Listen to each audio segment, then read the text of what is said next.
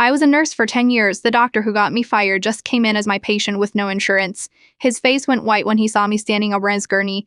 The brilliant surgeon who had me fired for incompetence 3 years ago was now lying in my ER, clutching his chest and begging for help. "Nurse Mitchell," he whispered, his arrogance suddenly evaporated. "I didn't know you worked here. 3 years ago, Dr. Reynolds was the rising star surgeon at Memiwa. I questioned his decision to operate on an elderly patient whose vitals were dangerously unstable. He overruled me, claiming I was undermining his authority." The patient coded on the table. Instead of accepting responsibility, he blamed my inability pre-op care in his report. I was terminated after 7 years of perfect surveillance. No other hospital in the city would touch me with that in my file. I spent 8 months working retail while fighting for my license and reputation. Tonight, his chart showed crushing chest pain and symptoms of a widowmaker heart attack. The same condition that killed my father when I was 19 as, while doctors ignored my mother's pleas that something was seriously wrong. "You need emergency surgery," I told him, my voice steady despite the adrenaline coursing through my veins. "But your insurance was rejected and we need a $10,000 deposit before the cardiac chemo proceeds." This was a lie. Our hospital never denies emergency care. I watched panic flood his eyes, as same panic I'd seen in countless patients' faces when they learned their insurance had failed them. The same panic I'd felt when I realized one man's ego had destroyed my career. "Please," he whispered. "I lost my practice last year. Medical malpractice suits. I've been working locum positions, but the insurance lapsed between contracts. I have nothing." For 15 excruciating seconds, I let him believe he might die because of money. 15 seconds where he faced what so many patients face, the terror of being deemed unworthy of saving. Then I signaled the team waiting outside. "He's perfect and ready. Cardiac team is standing by." As they rushed him towards surgery, he grabbed my wrist. "Thank you," he said, tears in his eyes. "I don't deserve your help." "No, you don't," I replied, "but that's the difference between us." 3 days later, while checking his recovery, I placed a folder on his bed. Inside was a letter from my attorney detailing the settlement terms for my wrongful termination case. The case.